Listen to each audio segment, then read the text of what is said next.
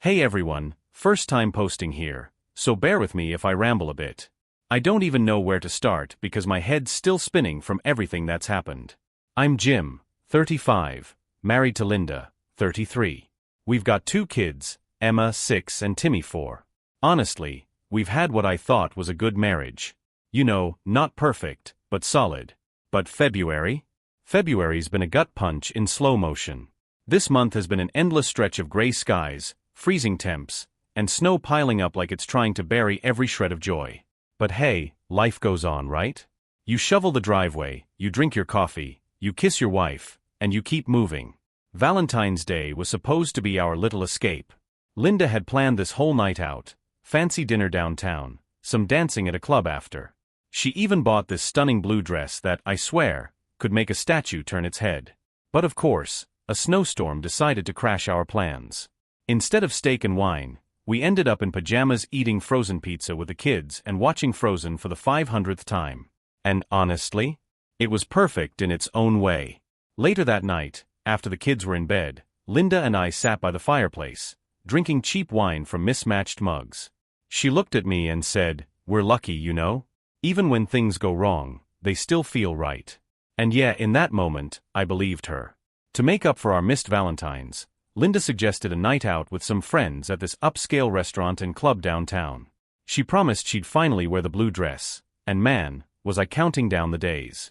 When the night came, Linda walked down the stairs, and for a second, I forgot how to breathe. She was radiant, confident, glowing in that dress. I felt like the luckiest guy in the world walking into that restaurant with her on my arm. The evening started great. Good food, good drinks, lots of laughter. After dinner, we hit the club. Linda and I danced like we were in our 20s again. She laughed at my 2 left feet, and I didn't care because she was having fun. But then things started to shift. Enter Mark Lavalier, a famous quarterback, the kind of guy who looks like he walked out of a cologne commercial. When he walked into the club, heads turned, including Linda's. Now, I'm not the jealous type. I get it, he's a celebrity, he's charming, whatever. At first, Linda was still glued to me. She even turned down a dance offer from one of our friends, saying, "Tonight's about Jim and me." But as the night went on, I couldn't shake this weird feeling in my gut. She started glancing over at Mark more and more, and every time he glanced back, it felt like a little jab in my chest. I know, nothing had actually happened. But sometimes it's not about what is happening, it's about what could happen. And that thought started eating away at me. Anyway, I'll stop here for now. Let me know if you want me to keep going because trust me, things only get messier from here, alright, picking up where I left off. So we're at the club, music's loud, lights are flashing, and Linda's still by my side, technically. But her eyes keep flicking over to Mark Lavalier, and every time she does, it's like a tiny crack forms in my chest. Now, I'm not some insecure guy who can't handle his wife noticing someone attractive. I mean, come on, I notice good-looking people too. But this felt different. At one point, Mark starts making his way through the crowd, shaking hands, flashing that award-winning smile. Linda squeezes my arm and says, "Jim, do you know who that is?" "That's Mark Lavalier." "I can't believe he's here." I nodded, trying to play it cool. "Yeah babe, I know. He's a big deal." Then it happened. Mark's eyes caught Linda's, and he smiled. Not one of those polite, distant celebrity smiles. No, this was the kind of smile a guy gives when he knows he's got an effect on a woman. Linda smiled back, all teeth, her cheeks flushing. I tried to brush it off, convinced I was overthinking. But here's where things started to go sideways. A slow song came on, and couples paired off on the dance floor. I pulled Linda close, thinking this would ground us again, bring us back to us. And for a while, it worked. She rested her head on my shoulder, and I could smell her shampoo. I told myself everything was fine. After the song ended, Linda excused herself to the bathroom. Cool, normal, whatever. But 15 minutes passed.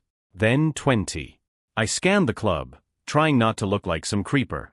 And that's when I saw her, Linda, standing near the bar, laughing at something Mark was saying. Her hand was on his arm. I froze. It was like my feet were glued to the floor. My brain was screaming, "Go over there, Jim. Say something." But I didn't. I just stood there like an idiot, watching as they talked and laughed like they'd known each other forever. When Linda finally came back, she was all smiles. "You'll never believe it, Jim. Mark Lavalier just bought me a drink. He's actually really nice." I forced a smile and nodded. "Cool, babe. Sounds like you had fun. But inside?" Inside, something felt off. It wasn't the drink, or even the way she touched his arm. It was the look in her eyes, like she was seeing someone exciting, someone new. And for the first time in our marriage, I felt like I was on the outside looking in. Anyway, I don't want to jump ahead too much.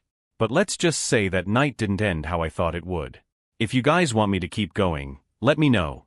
Trust me, it gets worse, alright. Here we go.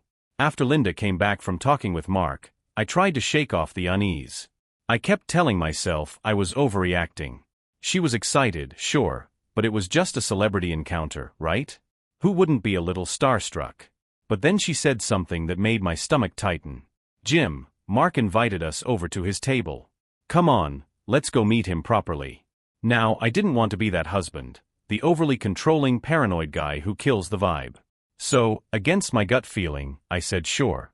Linda grabbed my hand and practically pulled me through the crowd toward Mark's table. When we got there, it was like walking into a scene from some movie.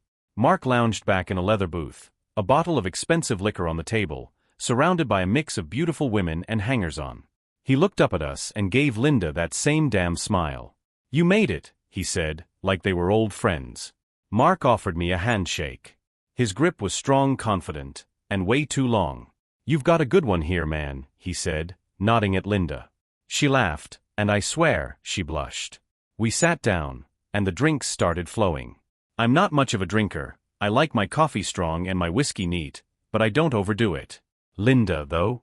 She was drinking like it was her 21st birthday. Every time Mark poured her another glass, she'd flash him this big smile, and every laugh seemed louder, every touch lingered just a second too long. At one point, Mark leaned in close to Linda, said something I couldn't hear, and she threw her head back laughing. My fists clenched under the table. I kept trying to make eye contact with her, trying to ground her, remind her that I was right there. But it was like I'd become invisible. Then Mark suggested shots. Linda was all in, and she turned to me. "Come on, Jim. Don't be such a grump. Just one." I shook my head. "I'm good, babe. You go ahead." And that's when Mark looked at me and smirked. "Come on, Jim. Live a little. Don't let us have all the fun."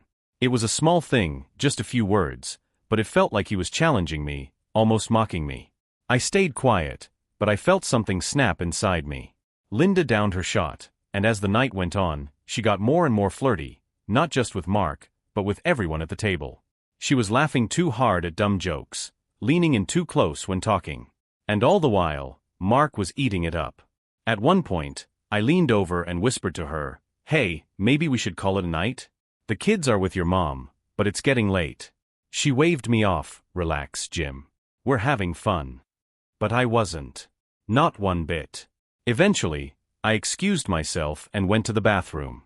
I splashed cold water on my face, stared at myself in the mirror, and tried to calm down. But when I walked back out, Linda wasn't at the table. Neither was Mark. My stomach dropped. I scanned the crowd, my pulse pounding in my ears. And then I saw them, toward the back of the club, near a dimly lit corner. Linda was leaning against the wall, Mark standing way too close, his hand resting casually on her hip. I froze. My feet felt like they were made of cement. I wanted to storm over there, to grab Mark by the collar and drag Linda out of the club. But instead, I just stood there staring, trying to convince myself I wasn't seeing what I was seeing. After what felt like an eternity, Linda turned her head and saw me. Her face went pale, and she quickly stepped away from Mark. She rushed over to me, her voice slurred from the drinks. "Jim, there you are. We were just talking. Talking. Right." I didn't say anything. I just looked at her, and then at Mark, who was still standing there, watching us with that smug expression. "We're leaving," I said through gritted teeth. Linda tried to protest, but I was done. I grabbed her hand and led her out of the club, my head spinning with anger, confusion, and something else. Something heavier. The car ride home was dead silent. Linda sat in the passenger seat, staring out the window. I couldn't even look at her. I wish I could say that was the end of it. But it wasn't. Not even close. Let me know if you want me to keep going. Things only go downhill from here. Alright, here we go again. That car ride home? Dead silent. The only sounds were the windshield wipers scraping against the glass and Linda occasionally sniffling. She knew I was mad. Honestly, I don't even think she was drunk anymore. The adrenaline must have burned it off. When we got home, I parked the car in the driveway and just sat there gripping the steering wheel. Linda finally spoke, her voice soft. Jim, nothing happened, okay? You're making this a bigger deal than it is. I let out a slow breath and turned to her. You really expect me to believe that? After what I saw. After the way you two were acting all night. She sighed and rubbed her temples. I was just talking to him, Jim. He's famous, he's charming, and yeah, I got caught up in it. But nothing happened. I wanted to believe her so badly. I wanted to nod, say okay, and let us both walk inside and pretend everything was fine. But I couldn't. You were pressed up against a wall, Linda. His hand was on your hip. You looked at him like... I couldn't even finish the sentence because my throat felt tight. She didn't have an answer. Instead, she just looked down at her lap. I got out of the car and walked inside. Linda followed a few minutes later, kicking off her heels and heading straight upstairs.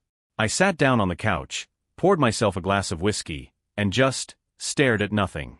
The next morning, Linda tried to act like everything was fine. She was making pancakes for the kids, wearing her cozy robe, smiling like last night never happened. But I couldn't unsee what I'd seen. I couldn't unfeel the knot in my stomach. We didn't talk about it for 2 days. I buried myself in work, stayed late at the office, anything to avoid being home. Linda texted me a few times asking if I was okay, but I barely responded. Finally, on the third night, she cornered me in the living room after the kids were in bed. Jim, we can't keep ignoring this. Please talk to me. I set down my glass and looked at her. Fine. You want to talk? Let's talk. What the hell happened with Mark that night, Linda? And don't you dare tell me it was just talking again. She crossed her arms and let out a shaky breath. Okay. I'll be honest. I was flattered, all right? He's Mark Lavalier. He was paying attention to me, making me feel beautiful, desired. And I got caught up in it. But Jim, I swear on our kids, nothing physical happened. The way she said it, so earnestly, it almost convinced me. Almost. Why'd you let him get so close to you then? Why'd you let him touch you like that? She bit her lip and looked away. I don't know. I was tipsy, and it just happened. But it meant nothing, Jim. Nothing. I shook my head. Do you even realize how humiliating that was for me? Watching my wife get cozy with some guy right in front of me? Do you know how small that made me feel? Linda started crying. Real tears this time, not the fake ones she'd used to get out of fights in the past. I'm sorry, Jim. I messed up. I was stupid, and I hurt you. But please don't let this ruin us. For a moment, I almost caved. Seeing her like that, broken, scared, I wanted to wrap her in my arms and tell her everything would be okay. But something held me back. I don't know if I can just let this go, Linda. I don't trust you right now. And without trust, what do we even have? She nodded slowly, wiping her eyes. I'll earn it back, Jim. I promise. I'll do whatever it takes. We went to bed that night with our backs turned to each other. For the next week, Linda was on her best behavior. She was overly affectionate, cooked my favorite meals, left little notes in my lunch bag. And for a while I started to believe that maybe, this was just a stupid mistake that we could move past. But then came the text. One evening, Linda was in the shower, and her phone buzzed on the nightstand. I wasn't planning on snooping, I swear I wasn't. But the screen lit up, and I saw a name. Mark Lavalier. My heart started pounding. The message preview said, "Had a great time the other night. Let me know when you can sneak away again." My hands were shaking as I picked up her phone and unlocked it. I scrolled through their messages, and while most of it was vague, one thing was clear: they had been texting since that night. And that one message? That stupid little winky face? It told me everything I needed to know. I put the phone back down right where I found it and walked downstairs, my chest tight, my mind racing. Linda came down later, fresh out of the shower, her hair damp, wearing one of my old college sweatshirts. She smiled at me like everything was normal. But everything was not normal. I looked her dead in the eyes and said, "Who the hell do you think you're fooling, Linda?" She froze, her smile fading. What are you talking about? Mark texted you. I saw it. Don't even try to lie to me. The color drained from her face, and she opened her mouth, but no sound came out. And that's where I'll leave it for now. Trust me, it gets so much worse from here. Let me know if you want me to keep going. Linda just stood there, frozen, her face pale. Jim, I can explain. Explain? Explain what, Linda? He asked when you could sneak away again. What's there to explain? Her lip quivered. It's not what you think. Nothing happened, I swear. I laughed bitterly. Nothing happened? Then why are you still talking to him? Why is he asking to see you again? And why, Linda, why didn't you tell me he texted you at all? She stammered, searching for words, but nothing came out. I couldn't look at her. I grabbed my coat and walked out the front door, needing air, needing space, needing something other than her excuses. I paced in the freezing cold, my breath fogging up in front of me. How did we get here? How did she let this happen? When I finally went back inside, Linda was sitting on the couch, hugging her knees, her eyes red from crying. Jim, please. I'll block him. I'll delete everything. Just, please don't give up on us. I didn't respond. I couldn't. Because deep down, I already knew this wasn't over. Not by a long shot. The silence in the house was suffocating. Linda tried to act normal around the kids, but every glance we exchanged felt heavy, like we were both holding our breath. That night, after the kids were in bed, she sat next to me on the couch. Jim, I blocked him. Deleted everything. I swear, I'll do whatever it takes to fix this. I just stared at the TV, not even processing what was on the screen. Why did you keep texting him, Linda? Why didn't you shut it down that night at the club? She sighed, her voice trembling. I don't know. I liked the attention, okay? He made me feel special. But it was stupid, Jim. I never wanted to hurt you. I shook my head. You didn't just hurt me, Linda. You broke something. And I don't know if it can be fixed. She started crying again, but I couldn't bring myself to comfort her. Over the next few days, I kept waiting for that gut feeling to fade, for the anger, the humiliation, and the doubt to ease up. But it didn't.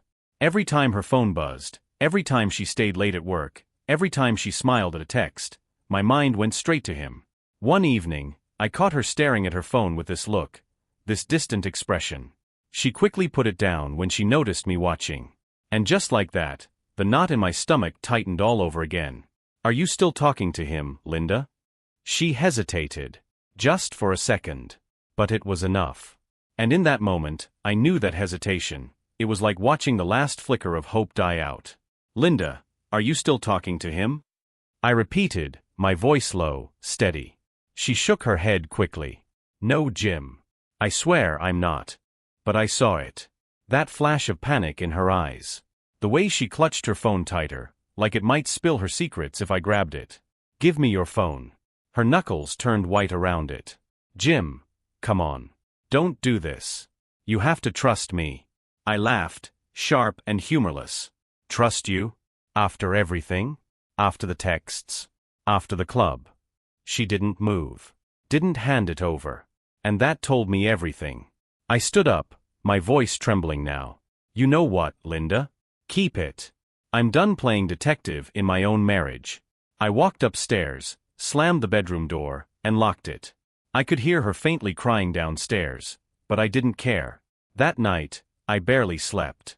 Every time I closed my eyes, I saw her pressed against that wall, Mark's hand on her hip, her laughing at his stupid jokes. The next morning, she was quiet. She made breakfast for the kids, packed their lunches, but avoided looking at me. When she left for work, I did something I never thought I'd do. I checked our phone records online. There it was. A number that matched Mark's. Texts and calls. After she promised she'd blocked him. My heart felt like it was going to beat out of my chest. I took a screenshot, sent it to her with a single message. You lied to me. It took her 3 hours to reply. Jim, please. Let me explain. But I didn't want an explanation. I wanted the truth. And deep down, I already knew it. I didn't reply to Linda's message. What was there to say? She'd lied, again. When she got home that evening, the kids ran to her like nothing was wrong. But when she looked at me, her face crumbled. Jim, please. Can we talk? I nodded toward the back porch. Away from the kids. Outside, the air was freezing, our breath fogging up in the dim light. Linda wrapped her arms around herself, but I wasn't about to offer her my jacket. How long, Linda? I asked. Her eyes darted away. How long what? How long have you been talking to him since the club?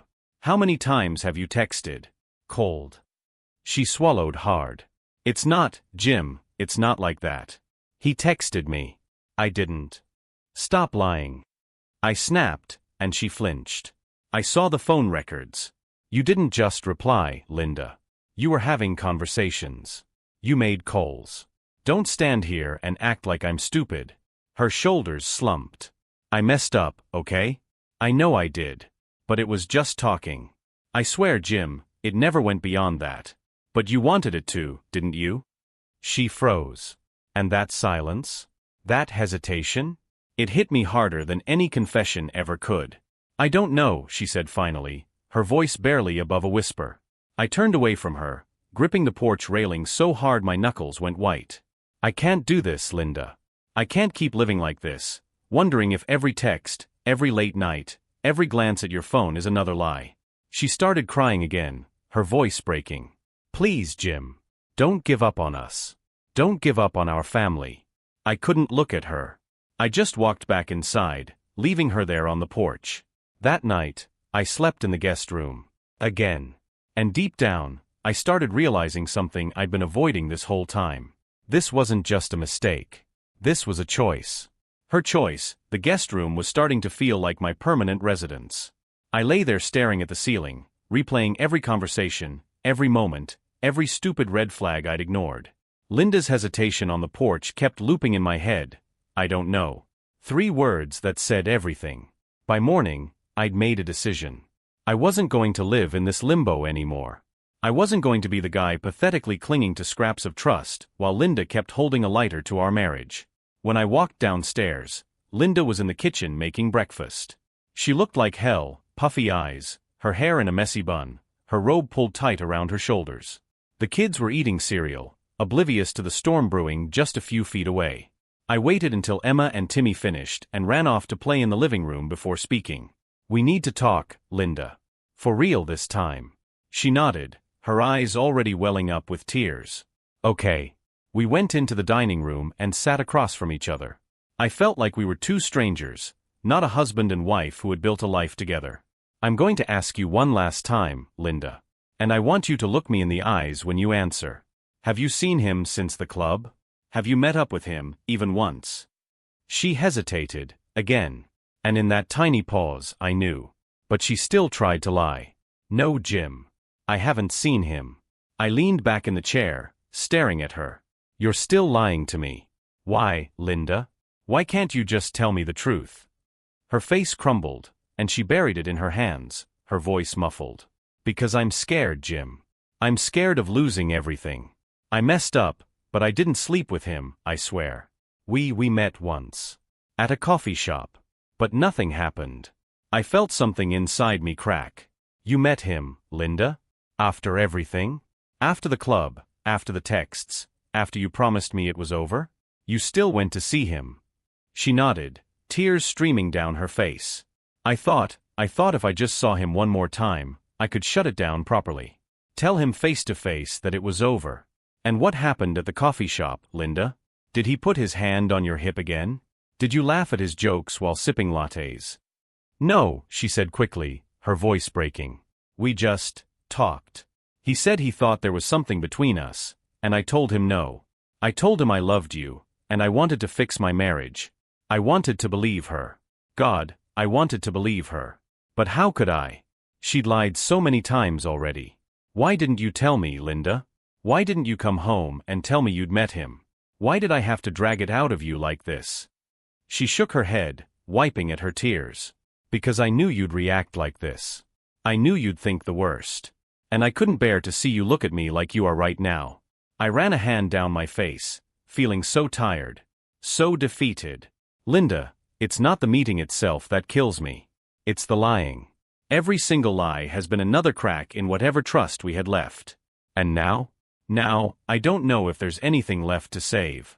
For a long moment, neither of us said anything. The silence stretched out, heavy and suffocating. Then Linda spoke, her voice trembling. Do you want me to leave?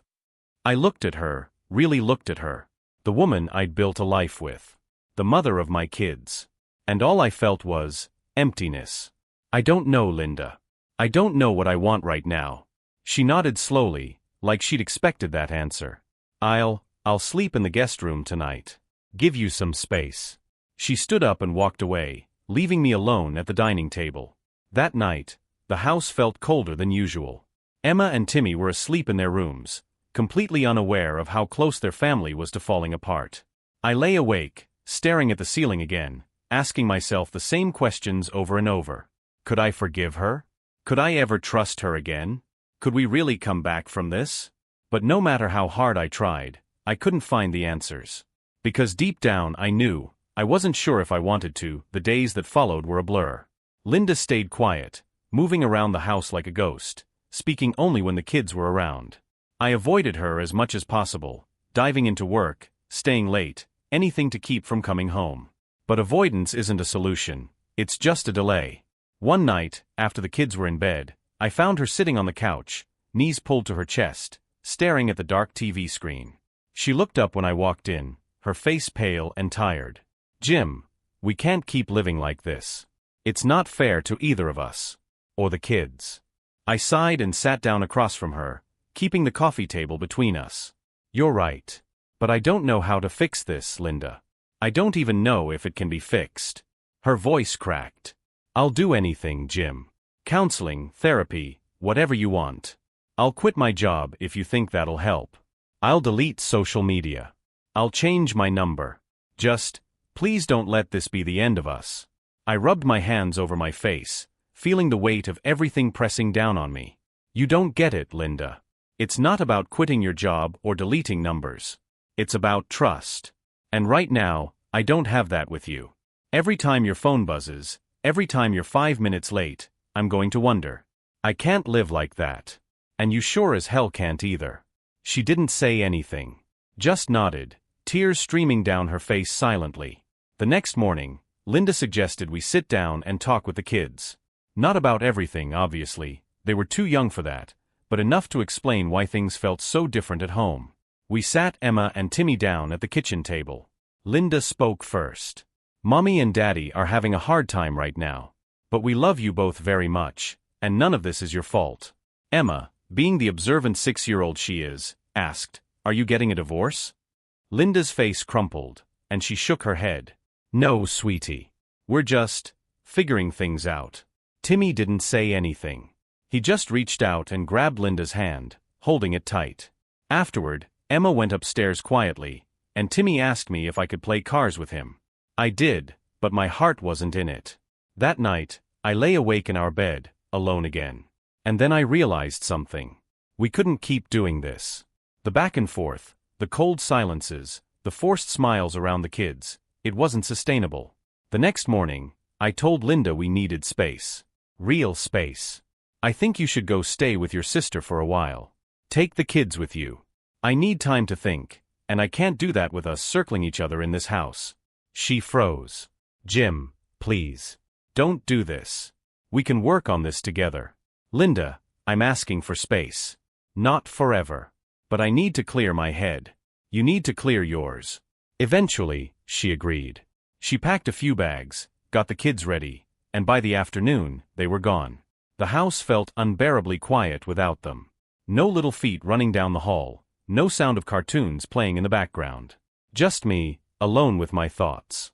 I poured myself a drink, sat down at the kitchen table, and stared at my phone. Linda had texted me after she arrived at her sister's. We made it. The kids are okay. I love you, Jim. I didn't reply. I sat there for hours, the glass sweating in my hand, trying to figure out where everything had gone so wrong. And the worst part? I still didn't have an answer. The silence in the house wasn't peaceful. It was heavy, suffocating. Every corner of every room felt haunted by memories. The kitchen table where Linda would sip her coffee, the couch where we'd cuddle and watch movies, the hallway where the kids would run screaming with laughter. Now it was all still. I spent the first 2 days alone trying to distract myself. I cleaned, fixed random things around the house, went for long drives with no real destination. But every time I stopped moving, the same thought crept back into my mind. Did Linda ever really love me, or was she just good at pretending? On the third day, Linda texted me again. "Jim, I miss you. The kids miss you. Please talk to me." I stared at the message for a long time before typing back, "I need more time." She didn't push after that, but I could feel her waiting on the other side of that screen. That night, I went through our old photos on my phone, vacations, birthdays, random goofy selfies. In every picture, Linda was smiling, laughing, her arms wrapped around me, her head resting on my shoulder. And yet, all I could think was it real? Or was she already slipping away back then? I couldn't take it anymore. I needed clarity, something concrete. I made a decision. I was going to talk to Mark Lavalier myself. I know, it sounds crazy. But I couldn't keep replaying these scenarios in my head, driving myself insane with the what-ifs. I found his Instagram profile, easy enough. The guy's practically a walking billboard for himself. I scrolled through his posts, and sure enough, there it was, a photo from the night at the club. Linda was in the background, slightly blurred, but unmistakably her. I sent him a direct message. "We need to talk. You know who I am. Don't ignore this." I didn't expect a reply. Honestly, I didn't even know what I was going to say if he did reply. But an hour later, he did. "Hey man, I figured you'd reach out eventually. I'm free tomorrow afternoon. Let me know if you want to meet up." My heart was pounding as I read his message. This was it. The next day, I drove to the cafe he'd suggested. It was one of those trendy places where everything's overpriced and the baristas act like they're doing you a favor by taking your order. Mark was already there, sitting at a corner table, wearing sunglasses indoors like some kind of movie star cliché. When he saw me, he stood up and offered his hand. "Jim, right? Take a seat." I didn't shake his hand. I just sat down and stared at him. "I'll cut to the chase, Mark. Did you sleep with my wife?" He sighed, pulling off his sunglasses and setting them on the table. "No, Jim. I didn't. I didn't say anything. I just waited. Look, man. I'm not proud of how things went down that night at the club. I crossed a line. I flirted with her, and she flirted back. But nothing physical happened. I promise you that. Why should I believe you?" He leaned back in his chair, running a hand through his hair. "Because I've got nothing to gain by lying to you. Linda's a good woman, man. But she was vulnerable. She talked about how you guys had been distant, how she felt like she wasn't enough anymore. And yeah, I took advantage of that. But she stopped it. She told me she couldn't do it. That she loved you. I felt like I'd been punched in the stomach. Vulnerable? Distant? Was that how she saw me?" Mark kept talking. After the club, she texted me a few times. We met for coffee once. But she made it clear it was over. I haven't spoken to her since. I stared at him, trying to gauge if he was lying. But something about the way he spoke, the way he held eye contact, it felt genuine. I stood up, my chair scraping against the floor. "I don't know if I believe you, Mark. But if you ever contact Linda again, I swear to God." He raised his hands. "You won't hear from me again, Jim. I promise." I walked out of that cafe feeling empty. No relief, no closure. Just a hollow pit in my chest. When I got home, Linda had texted again. "Jim, please. Just talk to me. I love you." I sat on the edge of the bed, staring at her message. I had the truth, or at least a version of it. But it didn't make me feel any better. Because trust? Once it's shattered, no amount of truth can put those pieces back together perfectly.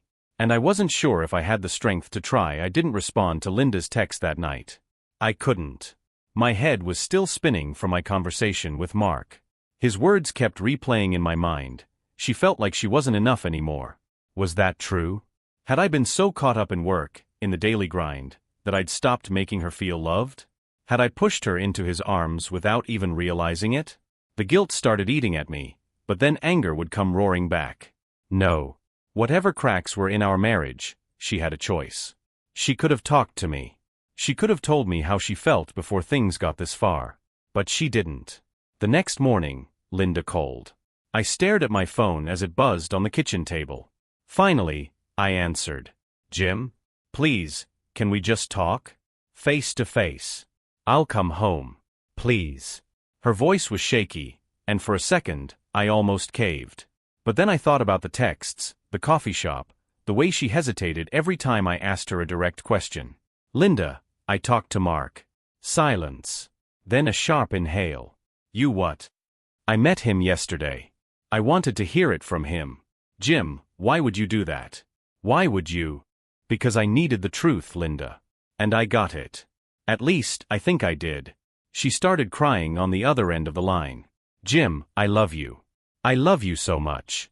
I was stupid, and I was weak, but I never stopped loving you. Please, let me come home. Please.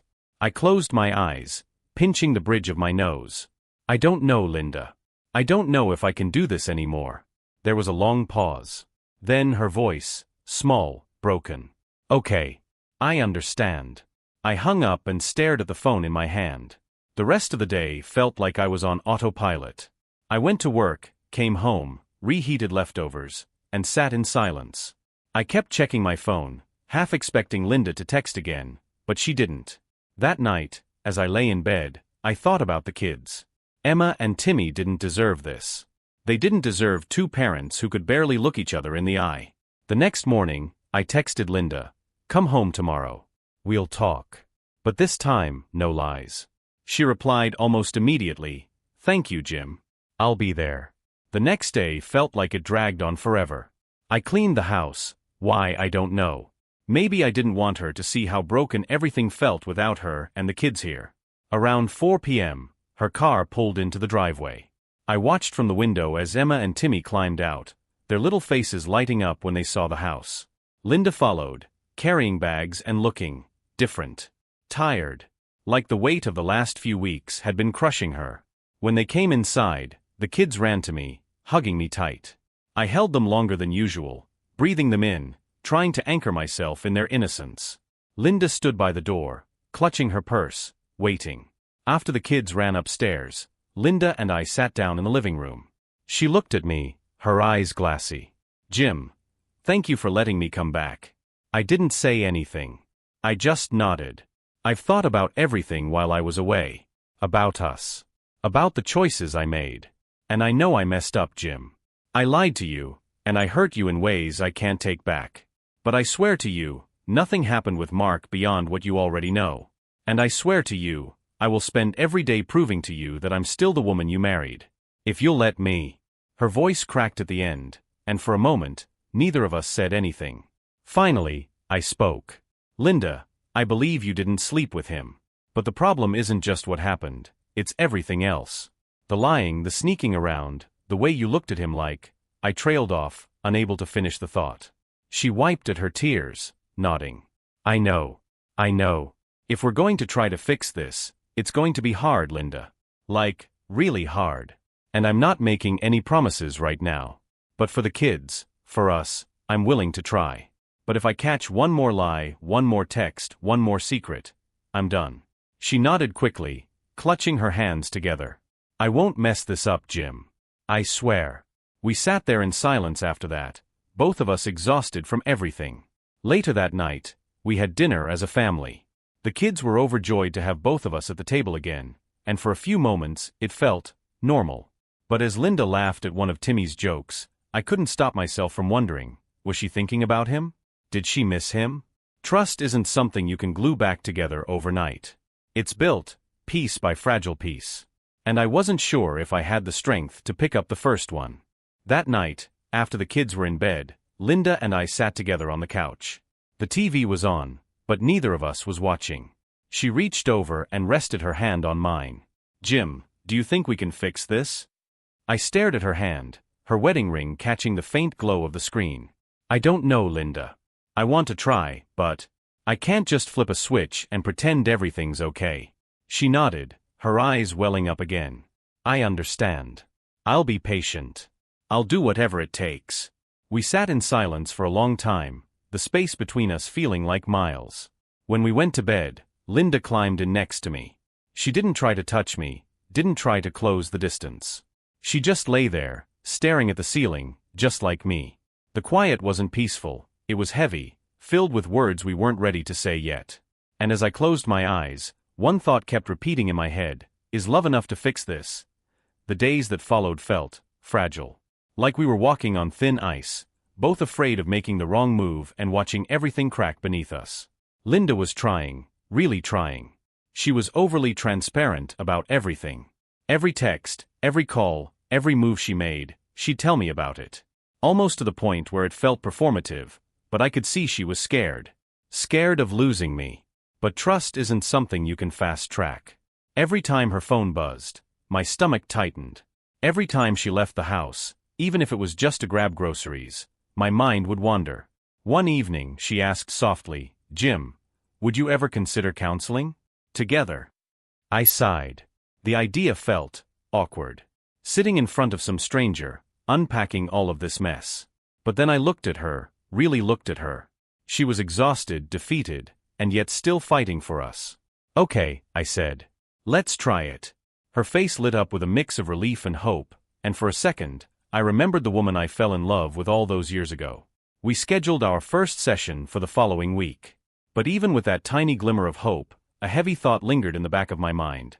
What if counseling doesn't fix this? What if nothing does? The counseling session started out awkward, like we were two strangers trying to explain a fight neither of us fully understood. Linda cried a lot. I sat there stiff, arms crossed, trying to force myself to stay open, to stay present. But session by session, little by little, we started chipping away at the walls we'd built around ourselves. The counselor made us talk about things we'd avoided for years, how Linda felt neglected, how I felt unappreciated, how we both let the little cracks turn into chasms. One night, after a particularly hard session, Linda and I sat in the car in silence. The parking lot was empty, just the faint hum of streetlights buzzing above us. She spoke first. "Jim, I don't deserve your forgiveness. But I hope someday you'll be able to give it to me." Her voice cracked, and she turned away, staring out the window. I reached out and took her hand. "I'm trying, Linda. I really am." And I was. Over the next few months, things slowly started to change. There were still bad days, still moments where a random thought or memory would cut me open all over again. But there were also good days, days where we laughed, where we felt normal again. The kids started to notice the difference too. Emma stopped asking if we were getting divorced. Timmy started sleeping through the night again. One evening, Linda came up behind me while I was washing dishes and wrapped her arms around my waist. It was such a small thing, but it felt real. "I love you, Jim. And I'm not going to stop proving it to you." I set the dish down, turned around, and looked at her. For the first time in months, I didn't see guilt in her eyes. I saw hope. "I love you too, Linda. We're still working on things. Trust doesn't come back overnight. Some days are easier than others. But we're both still here, both still trying. And maybe that's enough. Maybe love isn't about never breaking, it's about being willing to pick up the pieces, even when it feels impossible." So yeah, that's where we are now. Still healing, still rebuilding. But for the first time in a long time, I believe we might actually make it.